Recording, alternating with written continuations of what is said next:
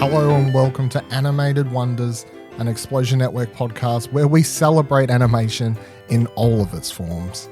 This is Animated Wonders.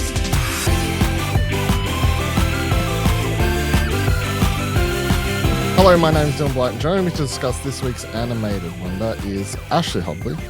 Hey, Jelenic, excited to be here to talk about this, devastating story about unrequited love.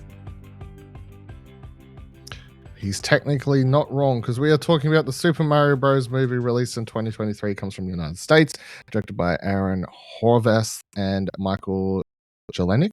Written by Matthew Fogel, comes from Illumination Nintendo, and was put out by Universal Pictures. Main cast: Chris Pratt, Anya Taylor-Joy, Charlie Day, Jack Black, Keegan-Michael Key, Seth Rogen, and Fred Armisen. Synopsis: Brooklyn plumbers Mario and Luigi are warped to the magical Mushroom Kingdom, and Mario must team up with Princess Peach, Toad, and Donkey Kong to save Luigi from the evil Bowser.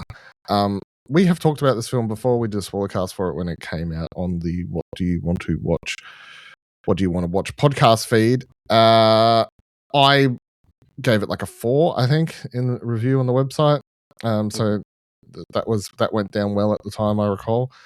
This is actually my third time watching it. I did rewatch it after it came to physical home media, whatever we want to call it. So I've actually own a copy of the Super Mario movie. I do own a copy of the Super Mario Bros. Movie, a 4K disc, which is sometimes handy when it's not streaming anywhere, apparently, according to Just Watch. So I just whipped out the disc. It's always good. Save $5, you know. I would stand by without rereading my review. I would stand by. I know what my main complaints are, going into it and stuff like that. However, considering this was my third rewatch, I've sort of become accustomed to knowing that it is similar into the later end of the Despicable Me and Minions franchise, in that I do think it's just going for just a lot of. It's just going for a bit of silly fun. It's just going for nonsense, really. And and there's not. I know it's silly to complain that the Super Mario Bros. Movie doesn't have much character work or whatever, but I just at some point do feel like, and there's certain things that rub me the wrong way. And on this particular rewatch, it was all the licensed music was annoying me for whatever reason. There was just a lot of needle drops, and it was really bothering me this time. So I know there's just an element of like, we really want this to be cool. We want it to be so cool, which I just think sort of plays opposite to the story about sort of, we'll get to themes in a minute, where I'm like, be who you are. I don't know, be your honest self or something. But I'm like, the movie feels like it's trying to placate to be cool rather than, I don't know. I assume this was I assume you haven't watched this since the cinemas. I have not watched this since the cinemas, you know. Yeah, so how'd you go? I will point out you gave it a 5 out of 10, so... okay, higher than I thought. There you go. And said, the Mario movie can be frozen and used as wallpaper in any frame. This is a gorgeous interpretation of the Mario game's universe, but without the joyous gameplay that made the franchise a household name. It's reliant on triggering those feelings in the back of your mind, because there's no way these characters or plot could work independently. I left the cinema disappointed, not because I had built the film to max success in my head before walking. Oh, and then the website cuts it off. Brilliant. Stunning writing from me. Brilliant. Yeah, good stuff. At least they're not dinosaurs, you said. Yeah. But yeah, I remember liking it more than you when I saw it in cinemas. Yeah, you definitely liked it more than me. Definitely, maybe got caught up in the hype of seeing all these characters there. It's a fine film. It's, it definitely is heavily reliant on you just being wowed by them bringing all the Super Mario world to life. Outside of Jack Black's Bowser, who is a fully 3-dimensional character, there isn't a lot of deep character stuff. Everybody's just kind of very, stereotypical,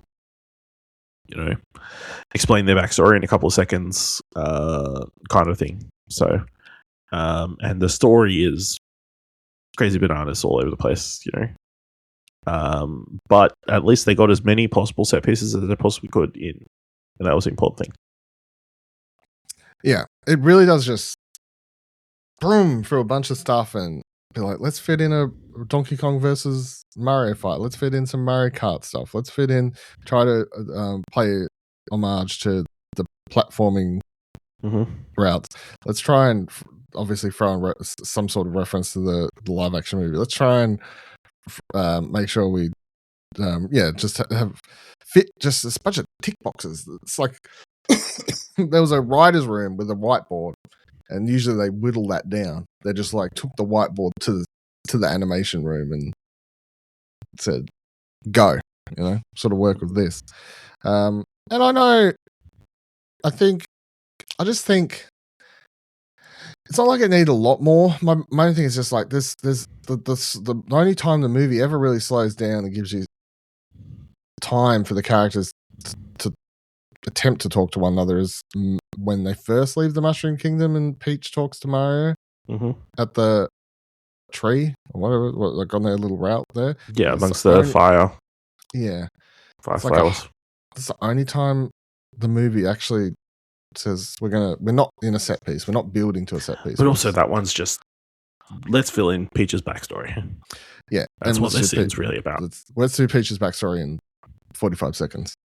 Yeah. Backstory in quotation marks, I guess. Yeah. I mean, not to, so it doesn't sound like I'm raining on its parade. It is fun. It definitely, I can fully understand why kids would enjoy it, because it is fast-paced, fun, colourful, wild, outlandish, loud characters all over the place. But yeah, there's just there was a lot of interesting choices to just try and find. Even the Luigi stuff, it's like, let's just tease a Luigi's Mansion sort of vibe. Instead of sticking him with the brother, like we got to make sure to separate them, have that part of it, and have a little bit of a Luigi's Mansion vibe and do the whole him scared thing. So yeah, this stuff. I mean, Peach is ultimately the most interesting character in the movie. Still, full stop. IMO. You have a princess who's obviously human. You get the quick backstory, and then but she's fighting for a kingdom. You got all these questions about how, like, why and how, and Mario's all right, I guess, but I mean, it's Chris Pratt, so yeah. Let's go. Yeah, it's a me. Just stop Kim saying the lines. I think just also fully commit either way. On this rewatch also that annoyed me for some reason. I think I counted 3 times that they do the slow motion jump over something where he goes, Mamma mia. I think they do it 3 times. Yeah. I'm like, 1 time was enough. Like, maybe twice. I mean, you need to say it multiple times if it's a catchphrase. Can't be a catchphrase if you only say it once. But if you're going to do a slow motion catchphrase moment right into the camera, maybe we don't need the exact same shot and moment every Mamma mia. Rule of threes done. That's not the rule of threes has nothing to do with that. The rule of threes is to do with cinematography, but that's or photography. Like, I don't know. It's for jokes. Rule of threes. Everything comes funny in threes. Oh, I was thinking framing. Multiple reasons of threes. I was thinking framing, but that's where my mind went. Core themes for this film I had down: stick to who you are and conquering evil as a team, which I think were the only sort of takeaways I had. But this is what I'm sort of saying. I think that the movie does have an interesting idea about the Luigi and Mario wanting to go out on their own and do things their own way and be who they are, and ultimately the movie's uses power-ups, but he it's about him being resilient and getting back up and all that sort of stuff, which I think is they're fun ideals and good stuff to inject into kids films as far as thematic ideas go. But yeah, I just found the whole like Be true to yourself. Anyway, here's a fucking Beastie Boys track. Always look out for your brother. Yeah. Yes. And then Conquering Evil as a team, obviously you've got there's several characters. Throughout the whole movie, Mario bumps into people who go from not liking him for as long as 5 to 10 seconds as Peach did when she karate threw him onto the ground. Judo through. To Donkey Kong, obviously, having a longer time to get knowing. But over the course of the film, he collects this bigger group, and then together they can defeat evil as a team, sort of thing, you know. Mm-hmm. Yeah. Do you have any thoughts on? No, I just, you know, they never give up, always believe in yourself, you know, kind of basic ideas of, you know, try your best, all those kind of things. Yeah. Yahoo! Pretty basic. You know? Yeah. Clearly, this film wasn't deeply interested in exploring any themes. It was more interested in showcasing all these characters. Yeah. No. And which I've seen, the argument, I guess, to that would be, well, the game doesn't have anything in it too. But I'm like, yeah, but the thing with that means you got a blank canvas to put. Yeah, that's my counter argument to that is cinema is a completely different. Cinema is a completely different landscape to video games, and sometimes they try to, you know, obviously, sometimes video games try to piggyback a bit more of cinema. Last of Us, Death Stranding, whatever. That sort of stuff. But at the end of the day, they still got to have these strong gameplay elements and stuff. But Mario is a franchise that's known solely for its gameplay, paired with presentation, I guess, the overall design, music, the visual world and stuff. It's not something that's known for its story at all. However, when you bring it into a medium that is predominantly a narrative-driven thing, then I do think it's worth going, well, you could have done something a bit more. You could have built on the character, made Mario Luigi a bit more interesting than just stereotypical versions of what you'd expect them to be. The only other thing I had down to make sure to note is obviously it's the first Nintendo adaptation of anything since the 80s, since the original Mario Bros. Live action film, after which Nintendo said, we will never hand out our IP to anyone ever again. And it's just such an interesting thing to, you know, we're in this world now where obviously they trusted Illumination to do this one, and it turned into success, and we're about to have the sequel come out. But it's also because of this, and I think this being a success obviously then leads us to the world in which we've got the Zelda thing, Legend of Zelda live action series currently in development. But I don't think we would have got their film, in development, filming, I think, currently, I believe so. They had New Zealand, like test shots or whatever. Yeah. So, but I don't think we'll be in that world without this being a success, because this partnership between Illumination and Nintendo being a success seemingly opened up them to go, okay, maybe we can explore more adaptation of IP again after having such a rough go at it the first time. I would counteract your point. Do you consider the Pokemon films? No. Nintendo films? No, I don't. And also, the thing with Pokemon in hand with Nintendo is Pokemon is, I know it's like obviously so closely associated to Nintendo, but Nintendo, Pokemon's owned by the Pokemon company. It's not owned by Nintendo. Okay. You know? So I know it is like everyone like closely Pokemon and Nintendo, but Pokemon's like its own entity, you know. But yes, they've done obviously a lot of animated films over the years forever. They've never stopped. But they also haven't lent out their they lent out the IP for the Detective Pikachu one. Ryan Reynolds, not Ryan Gosling. Reynolds. Go over place. Gosling would have been great too. Yeah. Maybe you could say that has some effect on this, but I don't know when the thing of this being animated is, when did the conversations for this start? You know?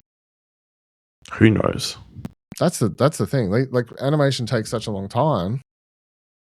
Usually, yeah. So maybe it had an effect, but I don't think.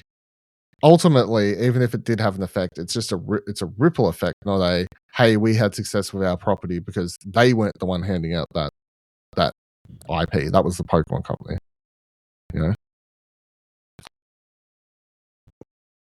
know. Other interesting things just touch on. Do you, in a world where we're now going to go galaxy wide, do you think this movie does a good job at actually explaining its weird world? Because I don't. In which they have a moment where they're like, they show the different locations and stuff. It's like they drive on a magic rainbow road and whatever else, and they go through some tubes and stuff. But the movie, I don't think, does a really good job of ever really making any of this make any sense. And it doesn't. And it doesn't seem interested in. No, and it's not like I need a full explanation, but I just feel like now that we're going to go to a world where it's going to get larger, I do feel like you need at least some understanding of, I don't know, just some context. Well, those pipes take you all over the place. What more do you need to know? I guess there is a lot of, understanding that fans understand. Yes, I am. Letting the fans color in a lot of the gaps with their knowledge of the franchise.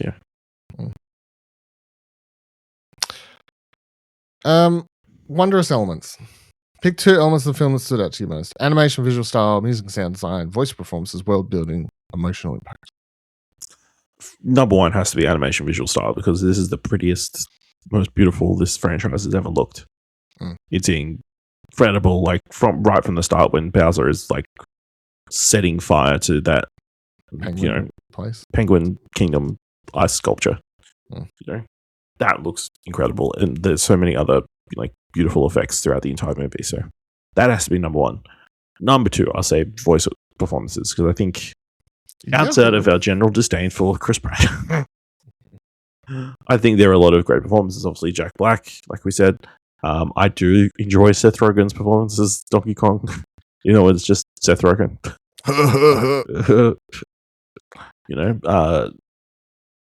What's his face? Charlie Day. Charlie Day, perfect fit, Luigi. And there's other, Keegan-Michael Key as Toad, and Taylor-Joy as Princess Peach. It's all good shit. So yeah, vocal performances. Yeah, I'm Fred Armisen as Cranky Kong. Yeah, I'm picking the same 2 for basically the same reason. I mean, because here's the other thing: music, sound design. As I just said, I completely disagree with the music design. Too many needle drops. World building, I was just complaining that they do a bad job of it. They just jump around the place and go, we're on a rainbow road now. I'm like, how's this work? I mean, don't break it down for me, but at least, there's cool elements like the depiction of the Mushroom Kingdom and like the design of that world, and integrating all the like leveling, platforming things that we know, into the structure of that city. I think is cool. Yeah. The Jungle Kingdom makes no sense. Why are they so into carts? Just so they could fit in fucking kart racing. That's what it is. What's your favorite movies? The scene, sequence, or character in this one? All right, I'll say my favorite scenes are any of the the platforming scenes. It's like whether it's the opening scene where Luigi and Mario are running through the streets, and it's like a New York-esque version of World 1 Level 1 from the original game. That's really cool. Or when Donkey Kong and Mario are running through the Mushroom Kingdom at the end. That's cool. But I will say in my heart, my favorite character is Lumily. The little blue star dishing out tragic quotes like time, like hope is an illusion. Well, someone then the lights. There's no escape. The only hope is sweet relief of death. So dark for a kids movie. It's fantastic. All of her stuff is great. Yeah, so she's my favorite. There is no sunshine, only darkness. That's one I was thinking of. All that is left is you and the infinite void. Yeah. Finally, mercy. And she's back in the next film. voiced by the director's daughter. So also nepotism hire. What are we doing? I'm gonna say for my pick, I'm just going. I'll just go Princess Peach as the character. I think she's the star of the movie. Most interesting character. Anya Taylor-Joy does a much better fit for the role than Chris Pratt is for Mario as well, so that helps. I mean, again, highlights for Jack Black as Bowser, who carries half the movie, I would say, on his back as the antagonist, and making that kind of character, likable but also fear-worthy. I would, if I wasn't picking Peach, I would just be picking his song. Peaches, peaches, peaches, peaches, peaches. Which, again, I like to believe he just made up and they animated. I don't know. Yeah. Just in the booth. Yeah. Like, can you make a song that Bowser would sing to Princess Peach? And just ad-libbed. Do you think years from now, this will be something that people are putting on for their kids in a world where you could be putting on like Disney, Pixar, of Illumination, DreamWorks animated stuff? Like, where does this movie fall in the family animated film pick list? I think it fits when you're wanting to introduce your kids to video games or Mario. If you're a Nintendo person, then this will definitely end up getting played along with the upcoming sequel, I'd imagine. But if you're a video game fan, I don't think it's not high on the list of things you're excited to share with your kids. No, that's what I'm thinking. We hope you've enjoyed this episode of Animated Wonders. Let us know what you thought of the film on social media at explosionnetwork.com/follow. If you enjoyed the show, you can find more podcasts, reviews, and pop culture coverage over at explosionnetwork.com. And if you'd like to support the podcast and Explosion Network, head on over to explosionnetwork.com/support. Until the next episode, remember that animation is cinema.